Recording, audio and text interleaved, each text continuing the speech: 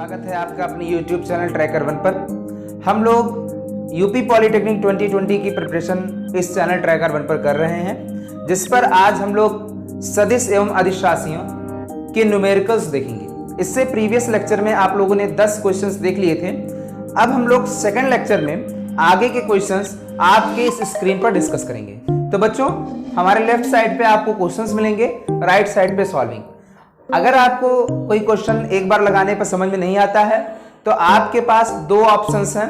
एक ऑप्शन ये है कि आप या तो कमेंट करके हमसे पूछ सकते हैं, और दूसरा ऑप्शन ये है कि आप या तो जो है हमारे जो चैनल के व्हाट्सएप ग्रुप या टेलीग्राम ग्रुप, किसी एक ग्रुप जो कि आपके डिस्क्रिप्शन में मैक्सिमम लिंक रहते हैं, अगर आप डिस्क्रिप्शन में जाएंगे तो आपको या तो व्हाट्सएप लिंक हम दे देंगे या तो आपको टेलीग्राम लिंक, वहां पे आप अपने क्वेश्चंस पूछ सकते हैं। ठीक है, तो ये एक माध्यम है। इसके अलावा आपको स्क्रीन पर पुराने लेक्चर्स में हमारे नंबर दिखाए गए हैं, वहां से आप नंबर नोट करके और व्हाट्सएप पर क्वेश्चन कर सकते हैं। तो बच्चों, इतना हमने डिस्कस कर लिया स्टार्ट में। अब आइए हम लोग क्वेश्चंस पे स्टार्ट करते हैं।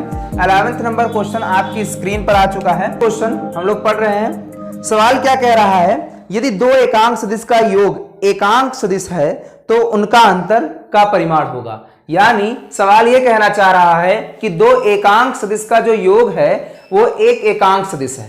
ठीक है बच्चों, सबसे पहले हम क्या करते हैं, सदिशों को मानते हैं। माना जो सदिश हैं वो कौन कौन से हैं, वेक्टर ए व वेक्टर बी है। वेक्टर ए व वेक्टर बी है। ठीक है, और इनका जो परिणामी है वो क्या है बच्चों, वेक्टर आर है। परिणामी को रिजल्टेंट लिखते हैं और उसको आर से डिनोट करते हैं। बच्चों, यहां पर दिया है सदिशों का योग, तो वेक्टर आर बराबर vector A plus vector B देना चाह रहा है। यहां पर यह भी कह रहा है कि सदिशों का जो परिमाण है वो क्या है, एकांक सदिश है सारे। तो एकांक सदिश की डेफिनेशन ये होती है कि जिनका परिमाण क्या हो बच्चों, एक हो। ठीक है, अब आइए सबसे पहले हम करेंगे क्या, वेक्टर ए व वेक्टर बी के बीच कोण ज्ञात करेंगे। बच्चों, वेक्टर ए व वेक्टर बी के बीच कोण ज्ञात करेंगे।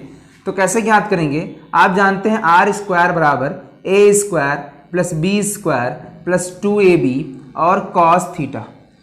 आर का मान यहाँ पर बच्चों एक है, एक का स्क्वायर, एक का स्क्वायर, एक का स्क्वायर, 2 की इंटू ए की जगह भी 1 और बी की जगह भी 1 और कॉस थीटा। बच्चों, आप जानते हैं एक एक से इधर कट जाएगा, यानी शून्य बचेगा, और यहाँ आ जाएगा 1 प्लस 2 कॉस थीटा।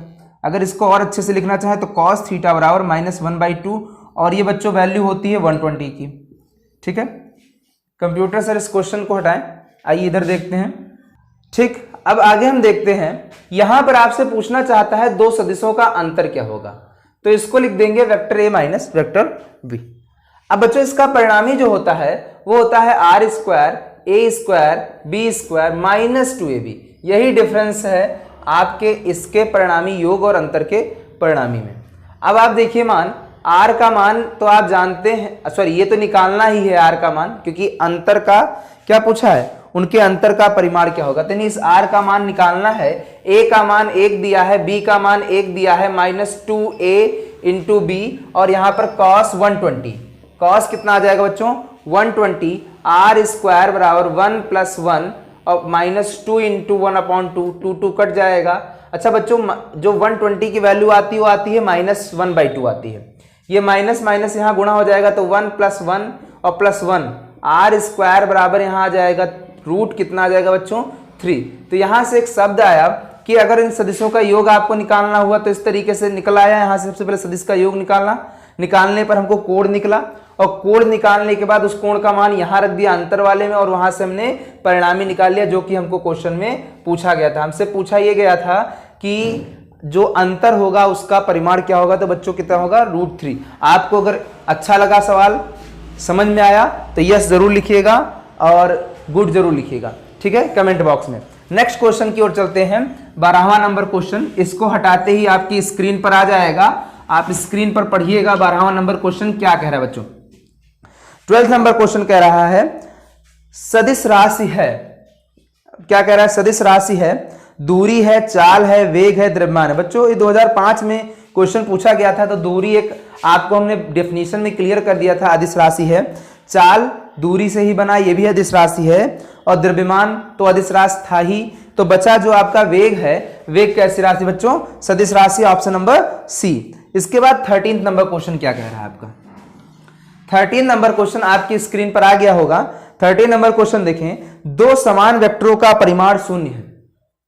क्वेश्चन देखते हैं क्या कह रहा है। 13 नंबर क्वेश्चन आपकी स्क्रीन पर, दो समान वेक्टरों का परिमाण शून्य है तो उनके बीच कोण क्या होगा? यानी दो समान वेक्टर ऐसे वेक्टर होते थे जिनका परिमाण जो है आपस में बराबर हुआ करता था। तो मान लेते हैं एक वेक्टर ए है, वह वेक्टर क्या है? बी है। समान वेक्टर हैं, समान सदिश हैं, जिनका परिणामी ए है। ठीक है, यानी जिनका परिणामी, जिनका परिमाण ए है, जिनका परिमाण क्या है? ए है। परिणामी तो शून्य है बच्चों। तो परिमाण ए इन द सेंस यानी मॉड ऑफ वेक्टर ए की वैल्यू और मॉड ऑफ वेक्टर बी की वैल्यू जो है वो क्या होगी? ए होगी। ठीक है, और आपसे कहना क्या चाहता है? आपसे कहना चाहता है कि उनके बीच कोण क्या होगा। तो कोण निकालने के लिए आप जानते हैं आर स्क्वायर बराबर a square plus B square plus 2ab, और यहां पर होगा बच्चों 2ab cos थीटा होगा। ठीक है, 2ab क्या होगा? cos थीटा होगा। अब यहां पर यह कह रहा है कि इन दो समान सदिशों का जो परिणामी है वो शून्य है, 0 है। a का तो मान a ही होगा, b का भी मान a ही होगा, 2a स्क्वायर cos थीटा। अब आप बच्चों जानते हैं, इसको इधर ले आएंगे तो माइनस 2a स्क्वायर और 2a स्क्वायर cos थीटा। अब आप जानते हैं कट जाएगा, आ जाएगा -1 बराबर cos थीटा, और cos में -1 पाई की वैल्यू होती है, थीटा बराबर 180। तो अब आपसे जो पूछना चाह रहा है वो पूछना चाह रहा है कि इनके बीच का परिमाण। देखिए बच्चों एक और आपको बता दें, जैसे मान लो दो सदिश, एक सदिश इधर लग रहा है, एक सदिश इधर लग रहा है, यानी दो बल लग रहे हैं। अब एक F1 और एक F2। अब यहाँ पे परिणामी शून्य कब होगा? जब ये क्या होंगे? 180 पर होंगे, और इनके फोर्स जो होंगे उसके वैल्यूज क्या होंगे? इक्वल होंगे। उनके परिमाण क्या होंगे बच्चों? बराबर होंगे। तभी ये जो होगा फोर्स जो होगा वो क्या होगा? 0 होगा बच्चों। अगले सवाल की ओर बढ़ते हैं। आपकी स्क्रीन पर 13 के हटते ही 14 नंबर क्वेश्चन आ चुका होगा। 14 नंबर क्वेश्चन क्या कह रहा है? हम पढ़ते हैं, ये सवाल मौखिक है, अगर आप समझ जाएंगे तो ऐसे कर सकते हैं। दो सदिशों के परिणामी का मापांक निर्भर करता है। परिणामी का मापांक निर्भर करता है। देखिए R square is equal to A square plus B square plus 2ab cos theta. बच्चों यहां पर देखो क्या क्या किस पर निर्भर करता है? दोनों सदिशों के परिमाण पर। वेरी गुड, ए व बी परिमाण पर तो निर्भर कर रहा है बच्चों। दूसरा यहां पर कह रहा है दो उनके बीच के कोण पर। बच्चों थीटा पर भी डिपेंड करता है, निर्भर करता है बच्चों।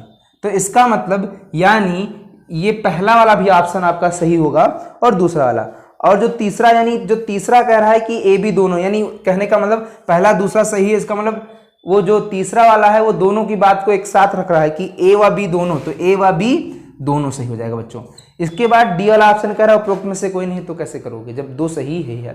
तो तीसरा कोई मतलब ही नहीं बनता है। आगे बढ़ते बच्चों, 14 के बाद 15वां नंबर क्वेश्चन आपकी स्क्रीन पर आ रहा होगा। 15 नंबर आप पढ़िए अपने स्क्रीन पर, हम पढ़ते हैं अपने लैपटॉप पर। आइए देखते हैं क्या कह रहा है 15 नंबर क्वेश्चन। सदिश को तीर द्वारा निरूपित किया जाता है। ठीक, तीर की लंबाई व्यक्त करती है। अरे बच्चों उसी दिन बताया था कि तीर की नोक जो है दिशा को व्यक्त करती है और तीर की लंबाई परिमाण को व्यक्त करती है। इसमें कोई पूछने वाली बात ही नहीं है। तो सदिश की जो लंबाई होती है, तीर की लंबाई किसको व्यक्त करती है? परिमाण। नहीं, पहला ऑप्शन 15 का सही होगा। इसके बाद 16वां नंबर क्वेश्चन बच्चों देखते हैं आपकी स्क्रीन पर, आपके बोर्ड पर आ चुका होगा 16वां नंबर क्वेश्चन, उपस्थित भी है 16वां। दो बल P1 तथा P2 का परिणामी P2 से 90 अंश के कोण पर है। ठीक है, P2 से कितने अंश के कोण पर है? 90 अंश के कोण पर है। इसका परिमाण P2 के समान है। ठीक है, तो आपसे पूछा है कि P1 का परिमाण क्या होगा? ठीक है, P1 का परिमाण क्या होगा। क्वेश्चन हम लोग पढ़ चुके थे, फिर से एक बार पढ़ लेते हैं। दो बल P1 तथा P2 का परिणामी P2 से 90 अंश पर है तो इसका परिमाण P2 के समान है। ठीक है, अब आपसे कह रहा है P1 का परिमाण क्या होगा। बच्चों देखो, सबसे पहले दो बल P1 और P2 का जो परिणामी दिया है वो P2 से 90 अंश के कोण पर है। P2 से कितने अंश के कोण पर है? P2 से थीटा बराबर 90। ठीक, यानी आपको थीटा दे दिया। उसके बाद यहां पर कह रहा है उसका परिमाण जो है P2 है, यानी R का भी मान दे दिया P2। अब आपसे कह रहा है A का मान P1 है, B का मान P2 है और थीटा यहां पर कितना है? 90 है। तो आइए रख देते हैं मान, R स्क्वायर बराबर A square plus B square plus 2AB cos क्या होता है बच्चों? थीटा होता है।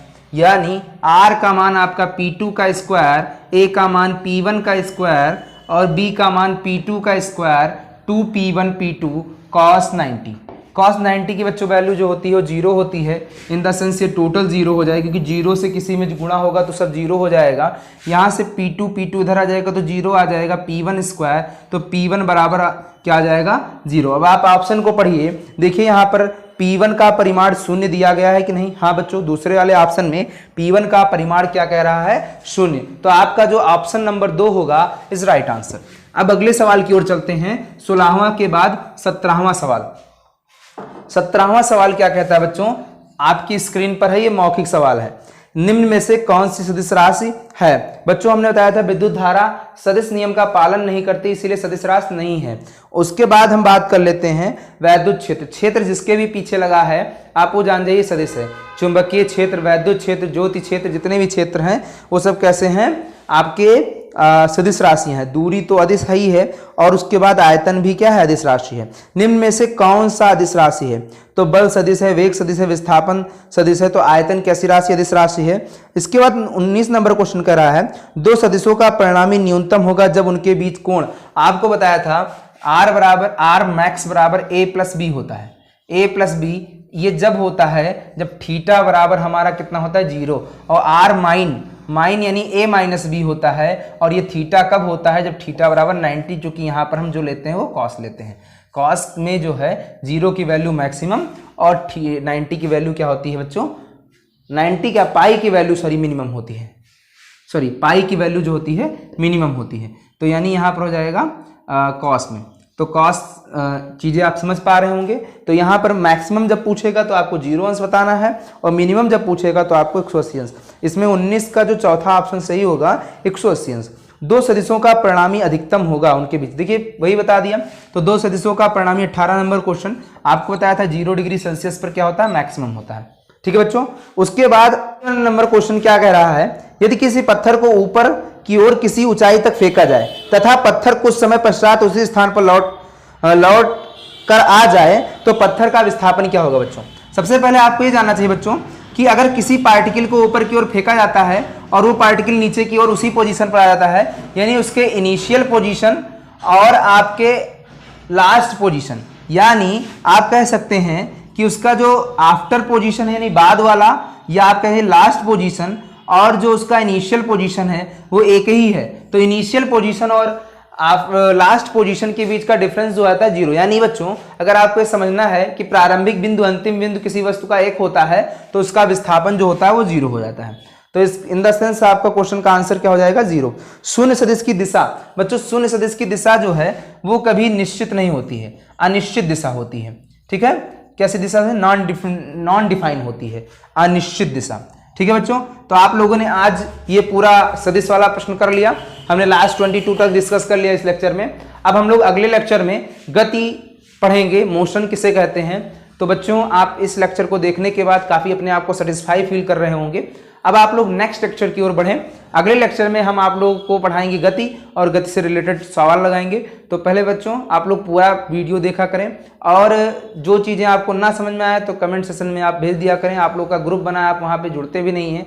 हमने आज तक नहीं देखा, ना आपने कभी क्वेश्चन पूछा, ना कभी कुछ किया। आप वहाँ पर ऐसे रहते हैं जैसे लगता है कि आप किसी तरीके से फंसे हुए हैं।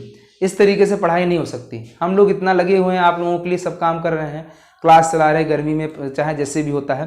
आपको ऑफलाइन ऑनलाइन जो भी हमारे तरफ से हो सकता है हमने सब कर रहे हैं, लेकिन आप लोगों की तरफ से अगर कुछ चीज़ें नहीं मिलती हैं तो बड़ा दुख होता है कि एक ही तरफ से काम चल रहा है। ठीक है बच्चों, तो आप लोग कुछ मैसेज वगैरह करते रहिए। Thank you for watching.